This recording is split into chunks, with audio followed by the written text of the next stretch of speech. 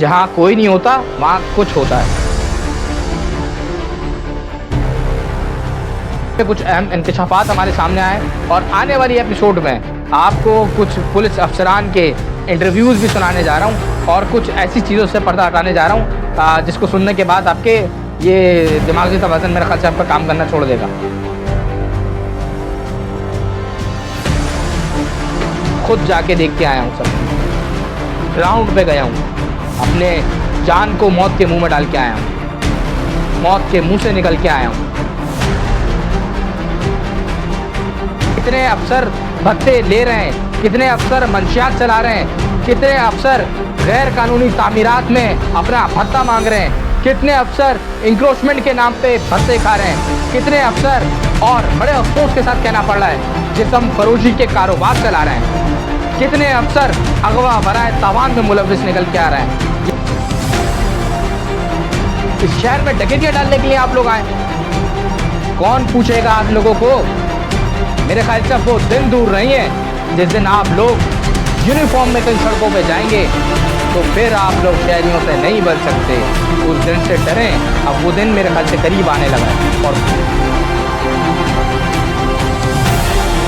Police के जरिए से हर चीज़ कंफर्म करिए कि आप लोग कितना भत्ता वसूल करते हैं, इस कराची को बर्बाद करने के लिए कितनी कीमत आप लोग लेते हैं। आबाद करने के लिए नहीं, बर्बाद करने के लिए। जहाँ से पूरे कराची को मंशियात सप्लाई होती है, पूरे कराची को यूनिवर्सिटीज़, कॉलेज, जो जितने तुलबा तालबात जितने भी मंशियात के काम में लगे हुए हैं, आज हम बताते हैं वो आपको कहाँ से जा रही है। जी, मैं खुद ग्राउंड पे वहाँ पे गया हूँ, अपना ये हुलिया छुपा के, मास्क लगा के, जिसकी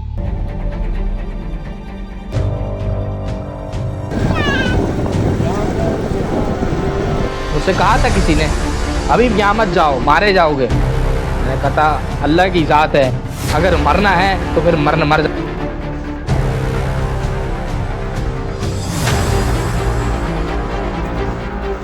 और मुझे उम्मीद है कि इस प्रोग्राम के बाद अब मेरी CDR और PDR और ये और वो चेक कर लीजिएगा आप लोग। इंशाल्लाह आपके हाथ में कुछ भी नहीं आएगा।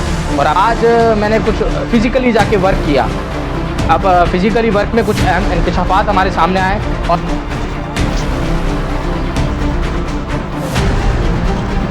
पुलिस के यूनिफॉर्म में, फिर से कह रहा हूँ, पुलिस के यूनिफॉर्म में, पुलिस की मोबाइल के साथ एक वीगो डाले के साथ एक आला पुलिस अफसर की बात कर रहा हूँ। जी, उनकी सरपरस्ती में एक डकैती मारी गई है बड़ी। इससे पहले तो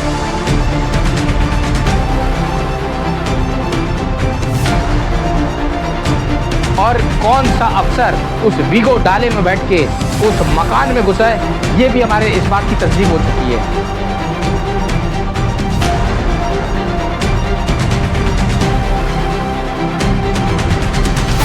अस्सलाम वालेकुम नाज़रीन, मैं हूँ आपका मेज़बान हबीबुल्लाह और आप देख रहे हैं प्रोग्राम सच का सफ़र। गुज़िश्ता रिपोर्ट में हमने आपको बताया था कि कराची में 75 साला क्राइम का रिकॉर्ड टूट गया। तो हमने जानने की कोशिश की आखिर क्या वजह पेश आई कि 75 साल रिकॉर्ड टूट गया। और अब माशाल्लाह हमारे पुलिस अफसरान इंतज़ार करने के नया साल लगे तो हम मज़ीद कुछ रिकॉर्ड में इजाफा कर दें, 75 को छोड़ के 1 साल और बढ़ा देंगे, उसका भी रिकॉर्ड तोड़ के जमा करा देंगे। तो कुछ हमने ग्राउंड पर काम किया। हमने IG सिंध साहब का आपको पहले भी बताया था कि उन्होंने एक अहमकाना स्टेटमेंट दिया था। हाई कोर्ट में हमने बात की थी, मैंने खुद बात की थी कि सर क्राइम का क्या हुआ। उन्होंने कहा आप देखिएगा क्राइम का ग्राफ किस तरह नीचे आएगा। तो मुझे उनकी ये बात अब समझ में आने लगी है। उन्होंने दर हकीकत ये बात इसलिए कही थी कि अब देखिएगा, यानी कि अब डकैत गायब हो जाएंगे शहर से। वाकई अब बिल्कुल कोई ऐसा वाक़या पेश नहीं आएगा, बल्कि अब पुलिस खुद जाके डकैतियाँ मारेगी, पुलिस खुद दस्तक देगी दरवाज़ों पे बड़ी बड़ी डकैतियों की। अभी तो आपने छोटे मोटे देखें, अब आप बड़े देखिएगा। गुज़िश्ता दिनों कुछ ऐसे वाक़यात रोनुमा हो गए, माशाल्लाह मुझे स्टेटमेंट उनका समझ में आ गया है। सबसे पहले मैं आपको बताता चलूँ कि औरंगी टाउन 5 नंबर पर ये गुज़िश्ता रोज़ एक वाक़या पेश आया डकैती का, जहाँ पर पुलिस के यूनिफॉर्म में, फिर से कह रहा हूँ, पुलिस के यूनिफॉर्म में, पुलिस की मोबाइल के साथ एक वीगो डाले के साथ एक आला पुलिस अफसर की बात कर रहा हूँ। जी, उनकी सरपरस्ती में एक डकैती मारी गई है बड़ी। इससे पहले तो और कौन सा अफसर उस वीगो डाले में बैठ के उस मकान में घुसा है, ये भी हमारे इस बात की तस्दीक हो चुकी है। तो मैंने आपको बल्दिया का बताया था, बल्दिया के इलाके में पुलिस के यूनिफॉर्म में स्पेशल प्रोटेक्शन यूनिट का अफसर एहलकार डकैती मार रहा था अपने दोस्तों के साथ मिलकर सादा लिबास में। दोस्त थे या उसकी टीम थी। अब एक और वाक़या माशाल्लाह रोनुमा हो गया है, ये उससे बड़ा वाक़या है। इसकी डिटेल्स मैं आपके सामने रखता हूँ। 15 से ज़ायद ये मुलजमान थे, मुलजमान नहीं कहूँगा मैं इनको, ये पुलिस वाले थे जो घर में डकैती मार रहे थे। 80 तोला सोना, 2 करोड़ रुपए नकदी। जी हाँ, 80 तोला सोना और 2 करोड़ से ज़ायद की नकदी, ये माशाल्लाह डकैती मार के फरार हो रहे थे। अब हुआ क्या कि ये कैमरे का रिकॉर्ड, सीसीटीवी रिकॉर्ड और तमाम रिकॉर्ड अपने साथ छुपा के लेके जा रहे थे और ये सोच रहे थे कि शायद कैमरे का हमने रिकॉर्ड रख लिया है, अब किसको पता चलेगा। एक इसमें हमारे ज़राए से, बाखबर ज़राए से हमें कंफर्म हो गया है कि इसमें एसएसपी साउथ की इन्वॉल्वमेंट थी, 100% थी।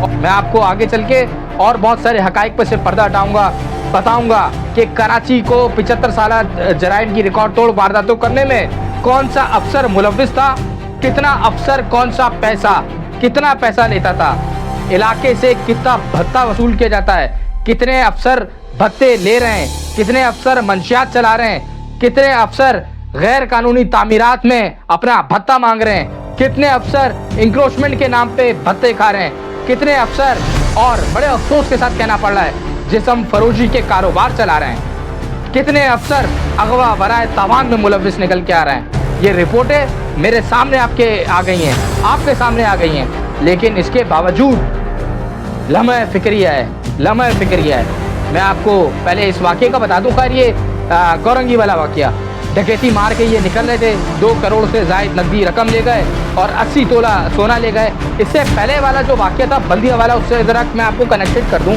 कि हुआ ये था कि ये बल्दिया वाला जो वाक़या था, अब कुछ आप इसको कनेक्ट करेंगे। बल्दिया में भी एक जूलर का घर था, जो जूलर था उसके घर में ये डकैती मार रहे थे। चूँकि वहाँ जूलर्स वगैरह का जो काम करते हैं, उनके घर में उनके जो शॉप्स वगैरह होती हैं, वहाँ पे गोल्ड्स वगैरह होते हैं। ये बात आप लोग भी जानते हैं। तो ये मेरे ख्याल से जूलर का ही घर था, अंदर गए ये डकैती वकैती मार के सारा रिकॉर्ड और ये और वो ले गए। ये डकैतों के काम नहीं होते कि रिकॉर्डिंग्स ले जाना। आप समझदार हैं, आप भी समझते हैं जो मैं बात कर रहा हूँ, कोई उल जलूल बात नहीं कर रहा, आपकी समझ में आने वाली बात कर रहा हूँ। जब डकैती मारता है तो वो बस अपना समेटा समूटा और निकल गया, ये अपना चेहरा छुपा लेता था।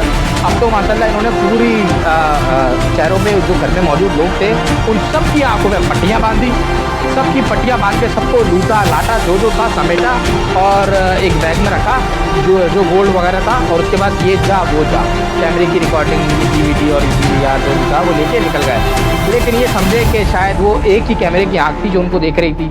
ये इनकी गलतफहमी थी, जहाँ कोई नहीं होता वहाँ कुछ होता है। तो खैर वो चीज़ें अब मंजर आम पर आ गई हैं। आपके सामने एक वीडियो चल रही है, बाकायदा इसमें एक वीडियो वीगो गाड़ी नज़र आ रही है आपको, और आगे पुलिस की मोबाइल नज़र आ रही है। और अभी तक तफ्तीश हो रही है कि आया कि ये मोबाइल किसकी गई क्यों थी। अब इसको बहुत सारे इस वाक़े को पहलू देने की कोशिश की जा रही है, जिसमें से 1 करोड़ रुपए हमारे इत्तलात के मुताबिक वापस कर दिए गए और कुछ गोल्ड भी वापस दिया गया है कि इस मामले को ठंडा करके अब छुपा दिया जाए। तो हमारे जनाब SSP साउथ इमरान कुरैशी साहब, ये इनका चेहरा आप मुलाहिजा करें, माशाल्लाह कितना मासूमाना चेहरा है। आप खुद माशाल्लाह इस तस्वीर से ही पूरी खबर खुद ही बना सकते हैं, मुझे कुछ कहने की ज़रूरत नहीं है। ये सिर्फ एक अफसर की मैं आपको तस्वीर बता रहा हूँ। इसके बाद जो मैं आपको बताते जा रहा हूँ, उसके बाद आपके कान मज़ीद और खड़े हो जाएंगे कि ये क्या हो रहा है हमारे शहर में। जी हाँ, बिल्कुल मैं वो वाले काम तो नहीं कर रहा, जी sir, yes sir, no sir, yes sir. ये जी सर और जी सर और जी सर ये मुझे आता नहीं है, इसलिए ना मैं करता हूँ, ना मेरी आदत है और ना ये मुझसे होगा। तो जी सर जो करते हैं वो शायद आप तक ये चीज़ें नहीं पहुँचाते, मैं आपको बता रहा हूँ। बात हमारे सामने आए और आने वाली एपिसोड में आपको कुछ पुलिस अफसरान के इंटरव्यूज़ भी सुनाने जा रहा हूँ और कुछ ऐसी चीज़ों से पर्दा हटाने जा रहा हूँ जिसको सुनने के बाद आपके ये दिमागी तवाज़ुन मेरे ख्याल से आपका काम करना छोड़ देगा। आप बोलेंगे ये हो क्या रहा था हमारे साथ। उनके चेहरे शायद मैं आपको ना दिखा पाऊँ और मुझे उम्मीद है कि इस प्रोग्राम के बाद अब मेरी CDR और PDR और ये और वो चेक कर लीजिएगा आप लोग। इंशाल्लाह आपके हाथ में कुछ भी नहीं आएगा और आप आगे एपिसोड में देखिएगा कि मैं किन चीज़ों को लेकर सामने आ रहा हूँ। बहरहाल ये वाक़या औरंगी टाउन का हो गया। बल्दिया में भी आपने डकैती मार ली। अब माशाल्लाह CTD वाले वो भी अगवा बरा सामान में निकल के आ गए। ये खबरें कह रही हैं, मैं अपने पास से लेके आ रहा। CTD भी अगवा बरा सामान में लेके आ रही है। दो लड़कों को ले गए उठा के माशाल्लाह। उनसे 3,33,000 रुपये लेके उनको बेचारों को छोड़ा। जब वो बेचारा छोड़ के आया तो हर जवाब था, उसने जाके इंटरव्यू में अपना रिकॉर्ड करा दिया, जी मैं CTD की उसमें कैद में था और मुझे इतना तवान लेके छोड़ा गया। ये इसकी वीडियो सुने आप पहले। हम अपने घर पे आ गए, उन्होंने मेरे से 3,35,000 रुपया ले लिया और हमें छोड़ा। हमारे को पीटा दिया। हमारा पैर अभी भी सूजा हुआ, मेरे दोस्त का पैर अभी भी सूजा हुआ। आपने वहाँ किसी से पूछा नहीं किस जगह लेके आए आपको?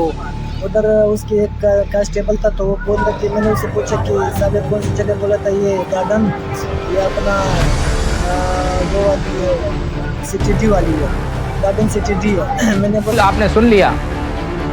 अब माशाल्लाह हमारे जब ये इदारे, ख़ास तौर पर मैं इस पुलिस अफसर इदारे की बात कर रहा हूँ, जब इदारे ये काम करेंगे तो कहाँ जाएगा हमारा शहर? हम कहाँ जाएंगे? लाशें लाशें लाशें लाशें, हर 2 नंबर काम शहर में हो रहा है, कोई रोकने वाला नहीं है। अब बात करता हूँ मैं जहाँ से पूरे कराची को मंशियात सप्लाई होती है, पूरे कराची को यूनिवर्सिटीज़, कॉलेज, जो जितने तुलबा तालबात जितने भी मंशियात के काम में लगे हुए हैं, आज हम बताते हैं वो आपको कहाँ से जा रही है। जी मैं खुद ग्राउंड पे वहाँ पे गया हूँ, अपना ये हुलिया छुपा के, मास्क लगा के, जिसकी आप पिक्चर्स आप मेरे सामने देख रहे हैं, वीडियोस देख रहे हैं। जी हाँ, मैं इस हुलिये में ग्राउंड पे जाके मैंने खुद काम किया है और मैंने अपने ज़राए से, पुलिस के ज़राए से हर चीज़ कंफर्म करी है कि आप लोग कितना भत्ता वसूल करते हैं। इस कराची को बर्बाद करने के लिए कितनी कीमत आप लोग लेते हैं। आबाद करने के लिए नहीं, बर्बाद करने के लिए, बर्बाद करने के लिए। तो आपको सबसे पहले बताता चलूँ कि मैं बात कर रहा हूँ खमीसो कोट की, जहाँ से कराची भर में मंशियात सप्लाई हो रही है। आइस, चर्च, अफीम, शराब और बीट और अल्लाह जाने कैसे दीगर नशे आप सप्लाई कर रहे हैं। और उनकी कीमत, मैं आपको अब कीमत बताऊंगा तो आप हैरान हो जाएंगे। एक थाने की माशाल्लाह सेंट्रल में जो मंशियात सप्लाई करने की जो कीमत है वो 3.5 करोड़ रुपए है। कितने? 3.5 करोड़ रुपए। जी हफ्ता है वैसे तो, मैं आपको हफ्ता लाखों में, मैं महीने का बता रहा हूँ। 3.5 करोड़ रुपए मंशियात सप्लाई करने के, लोगों की जानें लेने के, अड्डे चलवाने के, हर गैर कानूनी काम का अलग अलग पैसा है। सेंट्रल में जितने बाजार लगते हैं बचत बाजार के नाम पे, उनसे कितना भत्ता वसूल होता है मैं जानता हूँ, अपनी आंखों से देखा हुआ है मैंने, और मेरे पास रिकॉर्डिंग्स हैं, मेरे पास सबूत हैं। कौन बेयर के कार्टन कहाँ जाते हैं, कौन सा पैसा किस तरीके से जाता है। जो ये कार बाज़ार लगता है, एशिया का सबसे बड़ा बाज़ार, ये बुध बाज़ार लगता है, ये संडे बाज़ार लगता है, आप इनसे क्या क्या लेते हैं। आप गैर कानूनी तामीरात, अदालत का चीख के शायद गला दुख गया है कि आप लोग DGSBCA को बोला कि गैर कानूनी तामीरात होती कैसे हैं। इसकी बुनियादी वजह यह कि जब गैर कानूनी बुनियाद की ईंट रखी जाती है, जब ईंट रखी जाती है तो पुलिस की मोबाइल करती हुई आती है। लीगल हो इलीगल हो, आप पैसा दें और जान छुड़ाएं। माशाल्लाह फिर वो बुनियाद वो कट से आपके ऊपर चली जाती है। उसके बाद इदारों को होश आता है, जी 10 मंजिला इमारत बन गई। सब काम में पुलिस मुलव्विस है। मंशियात फरोशी, अगवा वराए तावान और ना जाने कितने दीगर क्राइम अब सामने आने लगे। अभी बात कर रहा था मैं खमीसो कोट की। खमीसो कोट में एडिशनल जब कराची पुलिस चीफ थे जावेद आलम ओडो साहब की बात कर रहा हूँ, जावेद आलम ओडो साहब की सरपरस्ती में ये 3.5 करोड़ रुपए खाने से लिए जा रहे थे। चैलेंज करना है, आइए मेरे पास, मैं आपको सबूत देता हूँ क्या क्या हो रहा था, कहाँ क्या क्या हो रहा है। एक अल्लाह का बंदा, कोई पुलिस अफसर निकला, उसने ये आप फुटेज देख रहे हैं, ये हमने फुटेज हासिल किए हैं, ये ख़त्म हो गए थे सारी इंक्रोचमेंट करके तमाम मामले को। जो ये थे मंशियात फरोश, इनका खात्मा करने की कोशिश की। तो जावेद आलम ओडो साहब ने उनको एक मलिक तबस्सुम SSP के थ्रू एक लेटर दे दिया, जी आप फारिग हैं। क्यों फारिग हैं? उनके ऊपर इल्ज़ाम आयद है कि भाई आपने जो है वो जारी एनकाउंटर में शहरी को मार दिया। अबे भाई, जिसको मारा था वो तो खुद डकैत था, वो तो खुद मतलूब था। पुलिस को इल्ज़ाम लगाना था, ज़ाहिर है किसी न किसी तरीके से हटाना था, हटा दिया। लेकिन अब हमने जाके विजिट किया, माशाल्लाह ज़ोरों शोर से कारोबार चल रहा है। मैंने वैसे ही बच्चे से पूछा, मैंने कहा वो मंशियात चर्च चाहिए, कौन चला रहा है यार? कह रहा है यार वो फलाने पुलिस वाले का अफसर है, उसका बच्चा चला रहा है, उसका फलाना चला रहा है। बच्चे से मुराद उसका बंदा चला रहा है। तो पुलिस तो खुद मंशियात चला रही है, पुलिस तो खुद जुए के अड्डे चला रही है, पुलिस तो खुद गैर कानूनी तामीरात करा रही है, पुलिस तो खुद इंक्रोचमेंट के नाम पे भत्ता ले रही है, पुलिस तो खुद अगवा बराए तमाम में मुलव्विस है। ये जो हमने आपसे बात की है कि पूरे कराची में मंशियात कहाँ से सप्लाई हो रही है, बाकायदा हम इनके नाम, तस्वीर, सब चीज़ें लेके आए। आप बेफिक्र हो जाएं, आपके सामने तो अभी बहुत सारी और चीज़ें लेके आ रहा हूँ। सबसे पहले मैं आपको बता चलूँ, उनके सरगने जो ये काम चला रहे हैं, पूरा सिस्टम इस शहर में चल रहा है जिनके नाम से, सेठ शहबाज, अशरफ उर्फ गदा, इकबाल उर्फ इकू, ये 3 बड़े नाम हैं जो कि कराची में मंशियात सप्लाई कर रहे हैं। और एक इनसे सबसे बड़ा सरगना था जो कि मारा गया है, रोशन उर्फ रोशू, ये आप जानते ही हैं। इसके बाद ये 3 नाम जो मैंने आपसे लिए हैं, ये 3 नाम ये कराची में बड़े पैमाने पर मंशियात का कारोबार कर रहे हैं, करोड़ों रुपए दे रहे हैं। किन अफसरों को दे रहे हैं? आसिम कायम खानी DIG साहब नाराज़ हो गए कुछ अफसरों से, क्योंकि उन्होंने कुछ अल्लाह के हुक्म से कुछ काम करने की कोशिश की थी, काम किया भी, लेकिन उसके बाद उनको बोल दिया टाटा बाय बाय। तो 5 लाख रुपए का, 7 लाख रुपए का इल्ज़ाम लगाया उन पुलिस अफसर पे साहब का, जिनकी मैं बात कर रहा हूँ। और उनमें से एक टीम में से एक ASI जो कि बिल्कुल बरी जमा भी हो गए। और आज फिर वही सिस्टम सारा दोबारा चल रहा है, जिसकी मैं आपको बता रहा हूँ, ताज उर्फ ताजू वो माफिया था जो शहर में जिसकी जो लड़की उसको पसंद आ जाए वो उठा के ले जाता था उनको। 40-42 साल से ये मंशियात का कारोबार चमका रहे थे।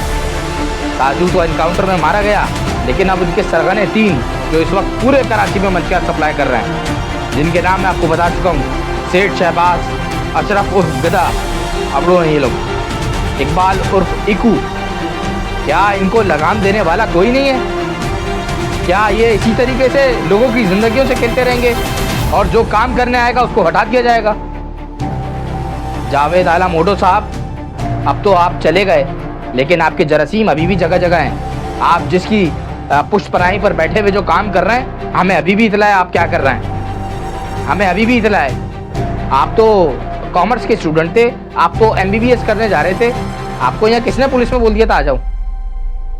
आके अहमकाना स्टेटमेंट दे के अपने काम करवा के, मुझे पता है कौन से कबायली इलाकों से मिलके किसके साथ आपने किसको बीच में रखा हुआ था अपने कारोबार के लिए, किसके साथ मिलके आप कराची में मंशियात का कारोबार चला रहे थे और आए थे बड़े क्राइम पे कंट्रोल करने के लिए। चले गए आप क्राइम पे कंट्रोल करके। जो क्राइम पे कंट्रोल करना चाहता है आप लोग उसको कंट्रोल कर लेते हैं। ये 3 नाम खुद जाके देख के आया हूँ, सब ग्राउंड पे गया हूँ, अपने जान को मौत के मुंह में डाल के आया हूँ, मौत के मुंह से निकल के आया हूँ। इस शहर में डकैतियाँ डालने के लिए आप लोग आए, कौन पूछेगा आप लोगों को? मेरे ख्याल से अब वो दिन दूर नहीं है जिस दिन आप लोग यूनिफॉर्म में कहीं सड़कों पे जाएंगे तो फिर आप लोग शहरियों से नहीं बच सकते। उस दिन से डरें, अब वो दिन मेरे ख्याल से करीब आने लगा है और बहुत करीब आने लगा है। याद है आपको वो के इलेक्ट्रिक की गाड़ियों में लोग जो के इलेक्ट्रिक वालों को कूद रहे थे, क्यों कूद रहे थे? जब आवाम का यहाँ से स्क्रू थोड़ा सा ढीला हो जाता है ना, तो फिर इसी तरीके से होता है। फिर ये आपकी तोप तलवार और TT-PT ये सब कुछ नहीं काम करेगा आपका। इस प्रोग्राम के बाद अगला प्रोग्राम हमारा कुछ इंटरव्यूज़ के हवाले से होगा। वो इंटरव्यूज़ आपकी खिदमत में रखेंगे और बताएंगे कि इस शहर में खून की होलियाँ किसने खेली, कौन खेल रहा है इस शहर में खून की होलियाँ, कौन इस शहर को बर्बाद कर रहा है, कौन इस शहर के साथ मजाक कर रहा है। मुझसे कहा था किसी ने, हबीब यहाँ मत जाओ, मारे जाओगे। मैं कहता अल्लाह की ज़ात है, अगर मरना है तो फिर मर। आप मुझे पैसों की ऑफ़र दें, आप मुझे दीगर जगहों से तंग करें, लेकिन मैं अपने कलमे हक़ के रास्ते पे चलता रहूँ। अपने मेज़बान हबीबुल्लाह को इजाज़त दीजिएगा। अल्लाह ने के बाद।